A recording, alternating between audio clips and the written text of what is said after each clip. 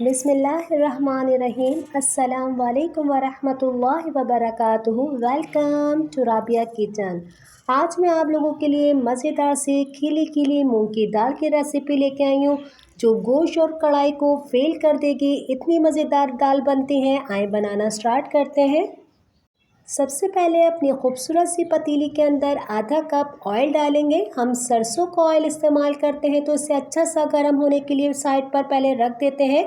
1 cup मैंने मूंग की दाल ली थी, इसे 10 मिनट के लिए मैंने भिगो दिया था। अच्छी सी भीगी हुई होनी चाहिए। ये सारे मसाले भी हमने निकाल लिए हैं। 1 टीस्पून कश्मीरी लाल मिर्ची पाउडर, 1 टीस्पून कुटा हुआ धनिया, 1 टीस्पून भुना हुआ ज़ीरा, 1 टीस्पून लाल मिर्ची पाउडर, 1/4 टीस्पून हल्दी, 1 टीस्पून चिकन पाउडर, 1 टीस्पून नमक, 1 टीस्पून पिसा हुआ धनिया। 6 मैंने टमाटरों को स्लाइस में कटिंग कर लिया है। ऑयल भी हमारा अच्छा सा गर्म हो चुका है। 3 प्याज ली है मैंने, इसकी स्लाइस में कटिंग कर रही है। ऑयल के अंदर सारी प्याज डालने के बाद प्याज को इतनी देर तक फ्राई करना है कि प्याज के अंदर इस तरीके से खूबसूरत सा गोल्डन कलर आ जाए। 2 चम्मच लहसुन अदरक का पेस्ट डालेंगे। 1/4 कप हम इसके अंदर पानी डाल रहे हैं कि प्याज का मज़ीद कलर बढ़े नहीं, वरना हमारी प्याज जलने लग जाएगी। इसलिए मैंने पानी डालने के बाद प्याज को एक दफ़ा हिला लीजिए। अब हम इसके अंदर सारे मसाले डालेंगे और मसाले भी मैं आपको बता चुकी हूँ।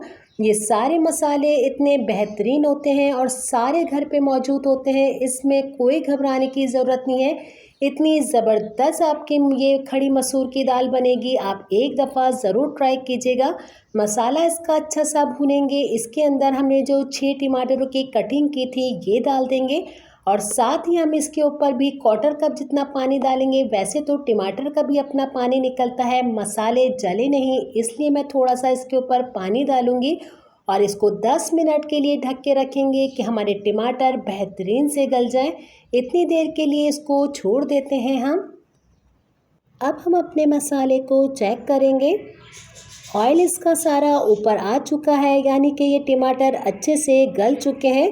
एक दफ़ा हम इसको हिलाएंगे। ये देखिए सारे टमाटर इसके गायब हो चुके हैं। मसाला अच्छा सा भून चुका है। 10 मिनट के लिए जो हमने दाल को भिगो के रखा था, सारी दाल हम इसके अंदर डालेंगे। याद रखिएगा, जब भी आप 10 मिनट या 15 मिनट के लिए दाल को भिगोते हैं तो पकाने की टाइमिंग कम हो जाती है, तो ये दाल हमारी 5 से 7 मिनट में ही गल जाएगी। दाल डाल के एक दफ़ा अच्छे से इसको मिक्स कर लेंगे और इसको मैं छोड़ देती हूँ कि बेहतरीन सी दाल गल जाए। तकरीबन मैं इसको 5 से 7 मिनट के लिए छोड़ूंगी। अब हम इसको चेक करेंगे। माशाल्लाह माशाल्लाह सारा ऑयल इसका ऊपर आ चुका है और दाल भी हमारी इतनी खिली खिली नज़र आ रही है।